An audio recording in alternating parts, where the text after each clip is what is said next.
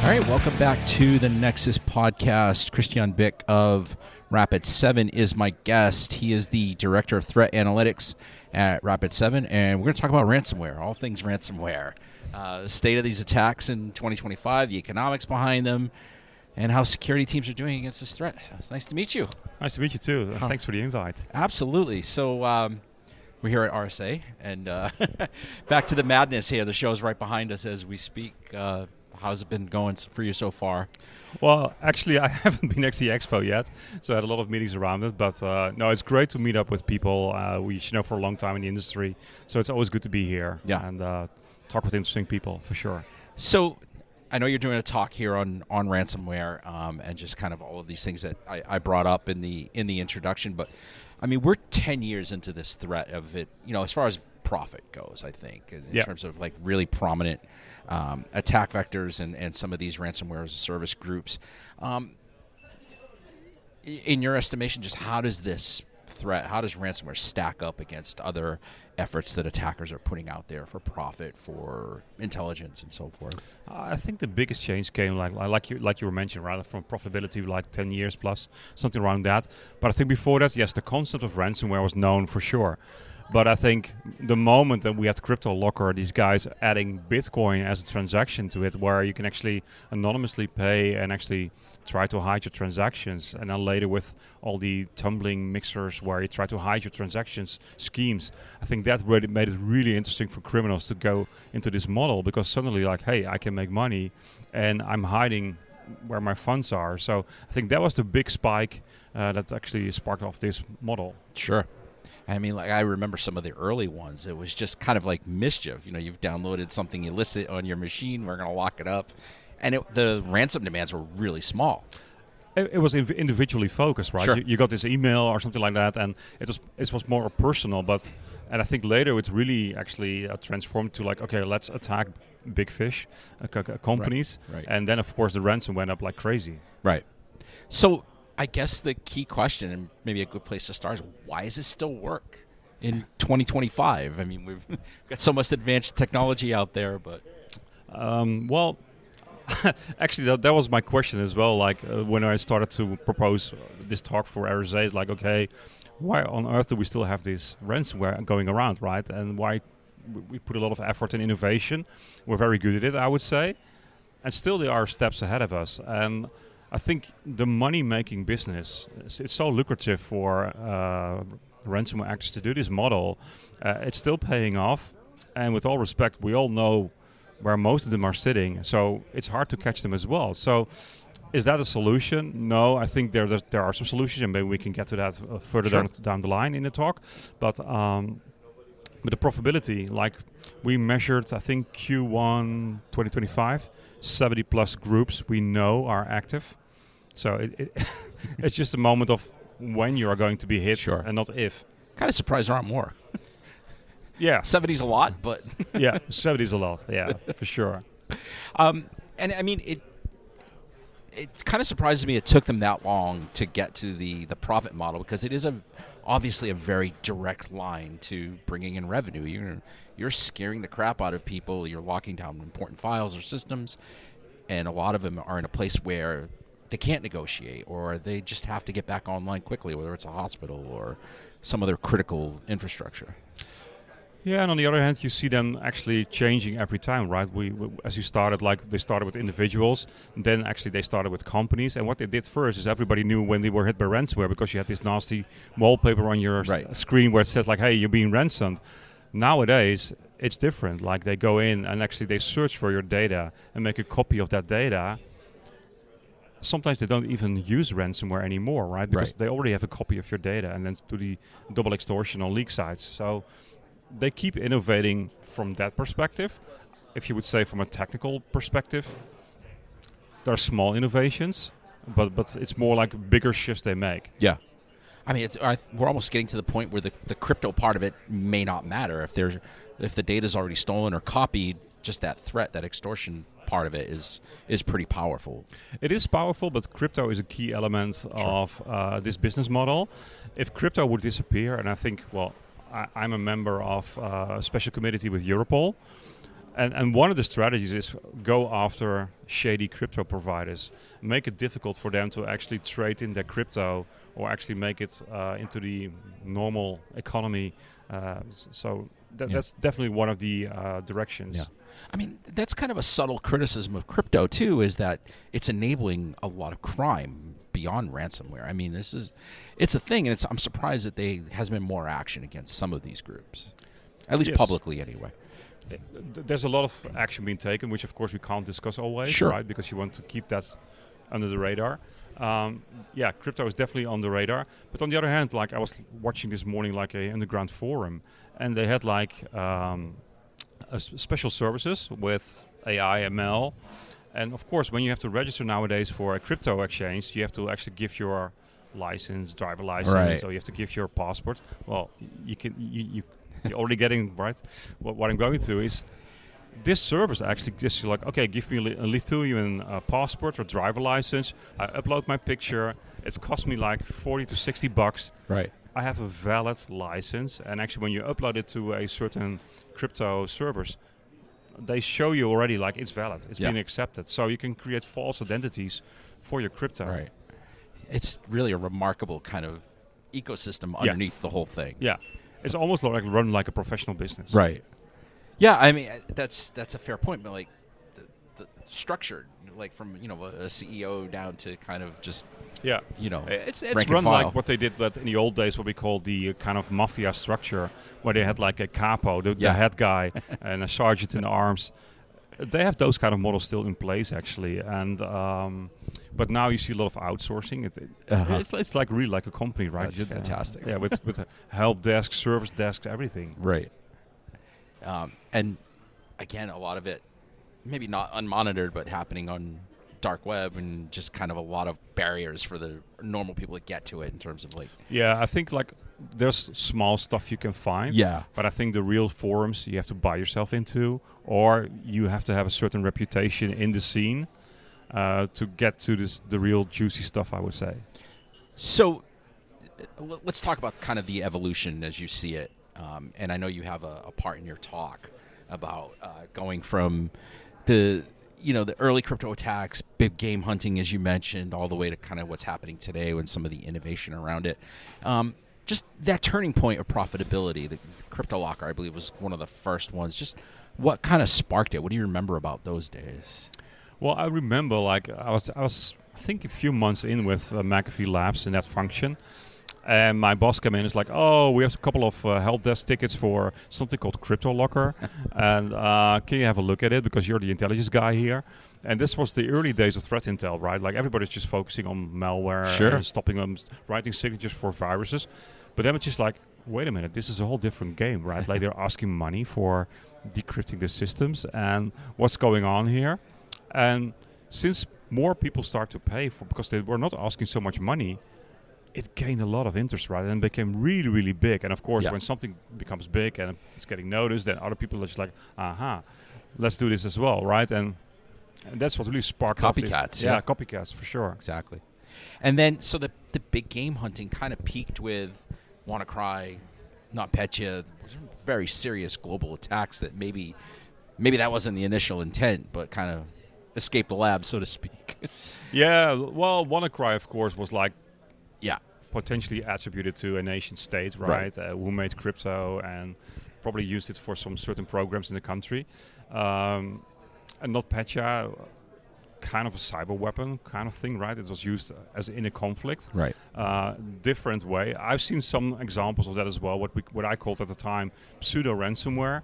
Like you thought you had a malware virus, and actually hidden inside was a ransomware payload. And I remember I did an analysis on a Taiwanese bank which was having a ransomware incident, and then we found a binary, and we're just like, wait a minute, it looks like there's two heads to the snake here. So very clever. One of them was actually interacting with the printer. I'm just like, why on earth would you write printer? Why would you write a virus that interacts with a printer, right? And so we figured out the criminals broke into the network, and they knew when we make a transaction about a certain amount of money, it will be printed out as a double check. Okay. And by disabling that printer for printing out That was one part of the attack. So they were really trying to steal the money from the bank. On the other hand, by actually launching the ransomware, you can imagine the whole IT department went left while Sure. they were actually sifting out the money and wiring out to different shady banks in Asia. Right. So that's another purpose we've seen a lot. Yeah. So that's what happens. You don't have to play by the rules. Yeah, exactly. You can innovate Yeah. in a lot of nasty ways. Yeah. And then, so what are you seeing today in terms of innovation, if any? And Well, of course, like we discussed this in the beginning as well, like the industry, of course, stepped up. We spent a lot of money on innovating at endpoint detections, and really when something is hitting our endpoint, blocking the ransomware from executing. I think we're pretty good at it nowadays as an industry. What you see a lot is that they are shifting what I call shift left. So they are going to the edge of the networks. So compromising firewalls, compromising routers, or your file transfer things. And you don't need to have any ransomware in hand, by the way, because if you are on that device and you can go directly into the network, you stay under the radar. So they're sophisticating on that one.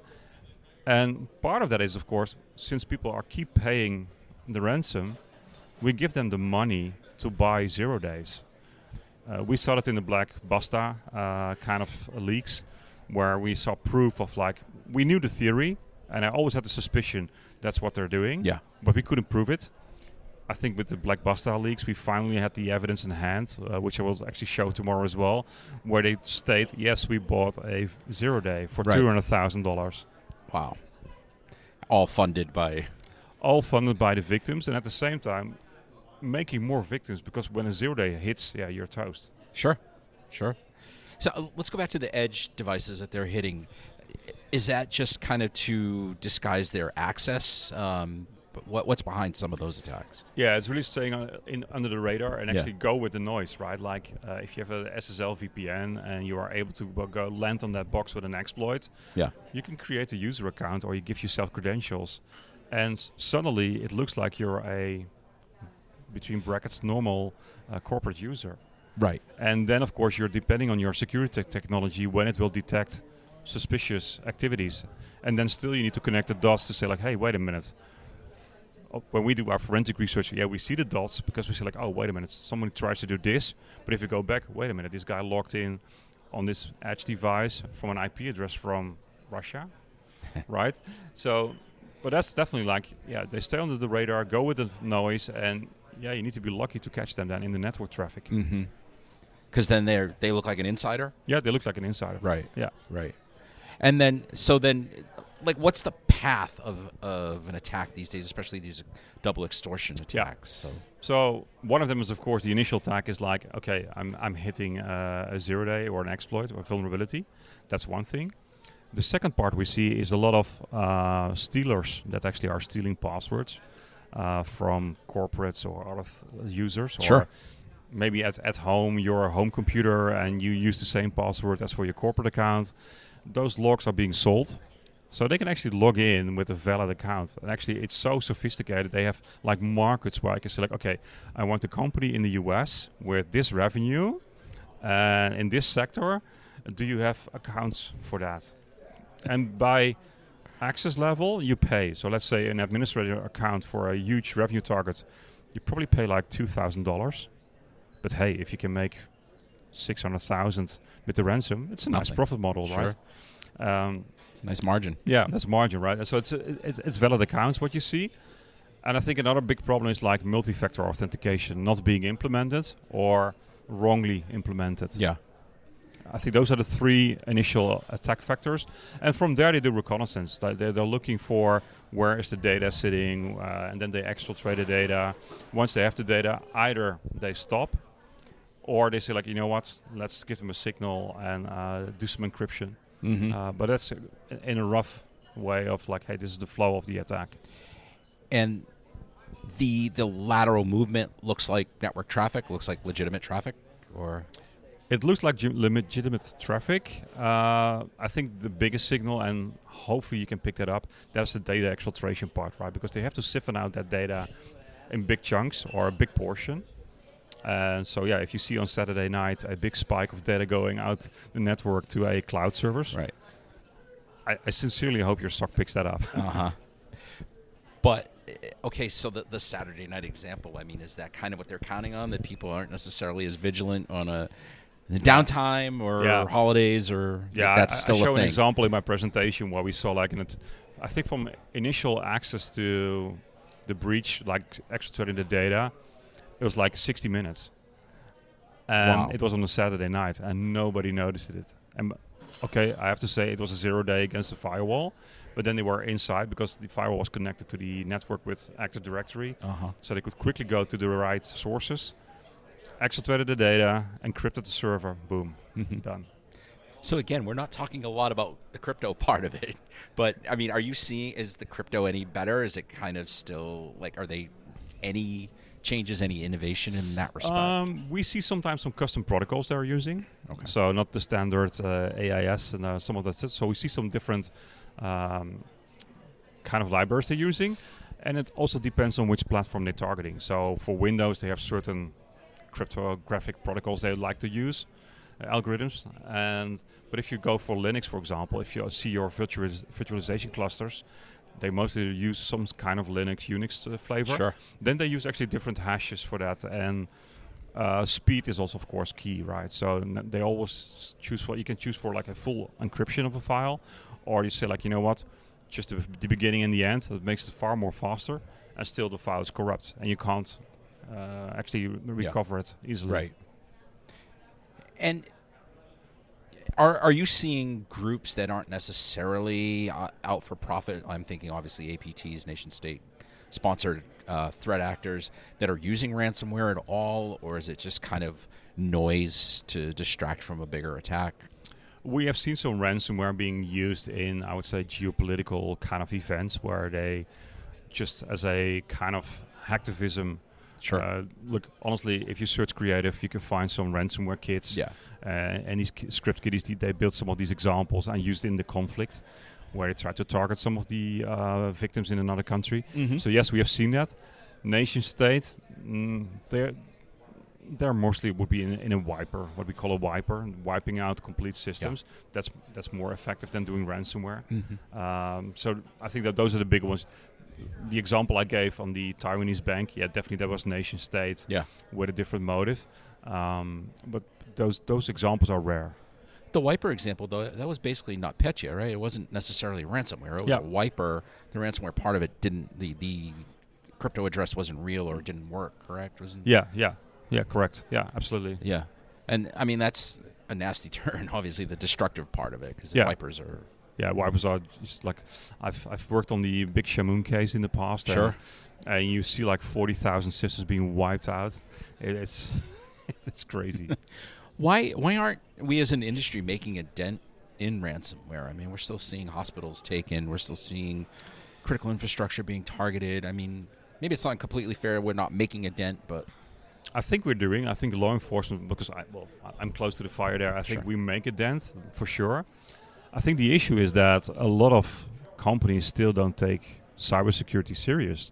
Like, if still we are able to actually enter a company with a simple password or not actually deploying multi-factor authentication. And honestly, it frustrates me sometimes as well. Like for 10 plus years, I'm shouting, enable multi-factor authentication. Right. And then you see a breach and then you find out like, oh, wait a minute, they didn't deploy a multi-factor authentication on their firewall or SSL VPN.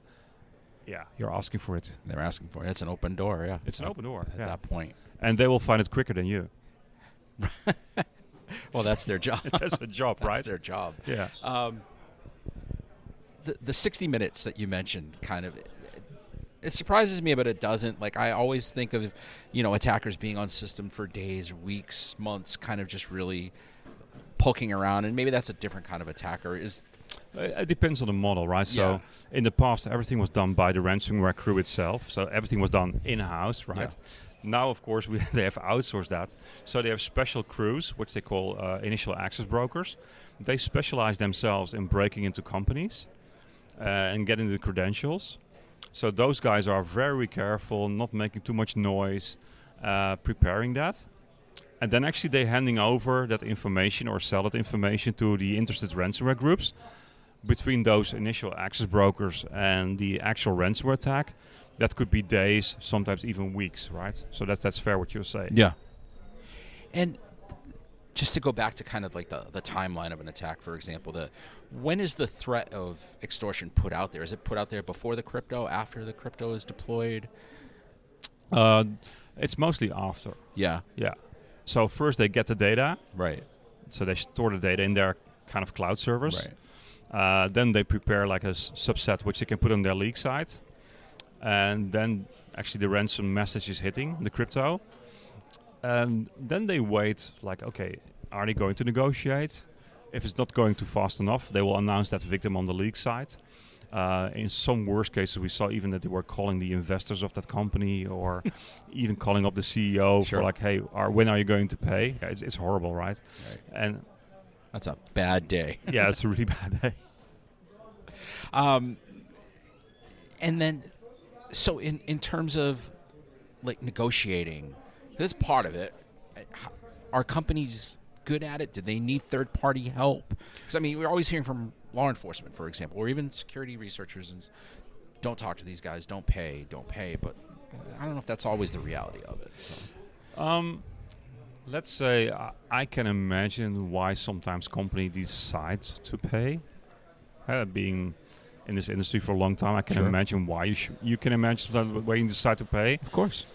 On the other hand, as a professional, I would say like, yeah, please don't pay because you're enabling them with buying new cyber weapons, as we just discussed. There are some negotiation companies that professional negotiate with these guys. But you also see nowadays that in the ransomware message they say like, okay, please don't use these negotiators. We want to negotiate with you directly. And that also requires a stockpile of crypto somewhere to pay off just in case. I mean, But they give you the instructions how to do that. that's true. They're very helpful, right? Isn't that nice? Yeah, it's really nice of them, right? Are you seeing typical classes of vulnerabilities that some of these groups like to target, or do they have favorite CVEs that you're seeing pop up over and over in attacks? Network edge devices, right? Sure. They've grown over the last 2 years incredibly, and especially file transfer kind of systems, because then actually there's already data on those systems, so they only have to pop the box, get the data off it, and they don't even have to actually then launch the ransom. They just put a message out there like, hey, we popped your box and you're a victim of that's what happened with the Klopp crew doing the Move IT stuff, for example. Right. They just put out the names very secretly and then first try to directly approach them. And if they didn't respond, they did like a delayed thing of like, okay, the first 3 letters of the company. And soon we announced this list of and they're still announcing their victims. It's incredible how much they made with the 0 day. What's the percentage of attacks that we never hear about? I think it's hard to say, to be fair, because way over 50. Well, on the leak sides, we see the tip of the iceberg, right? Those are the failed negotiations. Okay. And mostly, right? And the successful attacks where the ransom has been paid, we will never probably know, right? So I think the issue is way bigger than we actually can assume what happens. So yeah, it's a far bigger problem than we actually can guess. Yeah. And so if you see a CVE come out tomorrow, if it's a particular, like an edge device or something, does your brain automatically say, oh no, it's... Yeah, and then actually our vulnerability team immediately responds to that. And they do the analysis and try to create detection as soon as possible, even if the vendor still not has... Most of the time the vendor has protection for that. If not, we at least try to give something. And of course we closely monitor what's happening. Sometimes we even fire up like a honeypot with that vulnerability to see if they try to attack it. And then we can actually write better detections or monitoring for that. And so just to talk about the financials of this, the economics of it, are you seeing really large demands more so than kind of smaller, more reasonable totals that people might pay. It's getting lower because, well, there were some exceptions last year, right? Sure. I think somebody asked like 750 million, and they got it. Right, that's a nice paycheck. That's retirement money. It's retirement money, right? You can buy your own island in the Caribbean and done. But like we said in the beginning of our conversation, is like we see over 70 groups active. So that's not targeting anymore the big fish, but they go for even the mid-sized companies. So Sure. they can't afford millions, right? So, and the awful thing is like when they target a company, they look up their revenue. So they have those special business sites where they look up their annual revenue, and you see in the negotiations where people start like, "Oh, I can only afford." No. You made this revenue last year, Right. so you can miss this amount of money for paying us. Doing a financial analysis of the Yeah. whole thing. All right, so before we wrap up, I know in your talk you kind of go over some ransomware innovation that might be concerning to you, whether it's happening now or 6 months, 10 months from now. Go through some of those for me. I know, like microcode, et I ask cetera. myself the question, right? Like, look, with all respect, are these guys innovative or are they lazy, right? Do they actually need to innovate? And I was thinking, like, okay, if I put on my hat, not longer as a white hat, but hey, if I was a ransomware guy, what would I do, right? So I explored a few scenarios, and one of them was machine learning, right? We so much trust nowadays on this technology, and we implement it without checking if it's a trustworthy model or if the files which are being used by the machine learning model, can they be trusted? So I found a few vulnerabilities where I could actually inject code into the machine learning model. So if a researcher would actually load that model, I will keep it sleeping. And the moment I think like, okay, now I want it to be awake, it's there. Yeah. it's there, right? And So are you talking about like the training data for the models, or? Well, actually, I use one of the libraries that is being loaded into the stack for that. So on the surface, the model is working, everything's doing fine. You can query it, whatever it does, but at a certain moment it will activate the payload I've inserted in there. And of course, in my demo, I do an innocent notepad. But writing a piece of ransomware for that is just like, for me as an expert, it's trivial, yeah. I can write it in a few hours, right? Right. And one of the more concerning things I saw in your deck was attacks against hardware, ransomware against hardware. Yeah. And when I hear BIOS and other level attacks, I'm hearing permanent persistence. I mean, is that the case, or? We're underestimating the firmware attacks and the possibilities, right? I think it's the play field where APTs already are playing, and you always will see that sift through to the cybercrime. Sure. Well, and especially now with the amount of money we are paying as victims to the ransomware crews, they can afford to hire the best people. And we saw, for example, in the Conti leaks that one of the guys was already working on a Wi-Fi booting version of That's the one Conti, I saw, right? Yeah. And that's scary because then actually, like, where we operate in our software detections with our endpoint security, we're missing the firmware kind of boot on process. So we can't clean it. It's hard to detect. Right.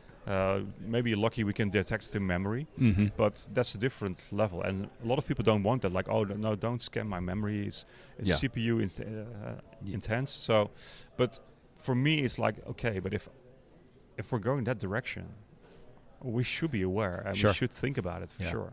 I mean, ransomware right now can be noisy. Yeah. And if you go to that level, you go completely stealth. Right. All right, so let's wrap up. Just what should defenders be doing? What should they be thinking about? So one of the things I put in my presentation is like a final thought is, right, okay, first when you go from RSA, right, check your multi-factor authentication policy. Do you have one? Yeah. Do you have it implemented? If it's implemented, is it done the right way, right? Yeah. And the second thing is like, don't be a dumb bias, right? Don't ask yourself like when I will be, or if I will be hit. No, when you will be hit. Right. And practice, like do some tabletop exercises around a ransomware attack. Just simulate it in your company and see, hey, are we prepared, right? Sure. If something happens, or what should we do, right? And where are my gaps, and can we fix those gaps? Yeah. I mean, locking down that basic hygiene is huge. Yeah, absolutely. If you can make it more difficult to them, so like keeping your edge, we talked about these edge devices, keep them secure. Yeah. Or if they pass that by, ask yourself the question, okay, what's the next step where I can detect them? It's some of those questions you really need to ask yourself these days. Yeah. All right, Christian, thank you so much for coming by. Yeah, Appreciate thank you so much. Thank you. Bye.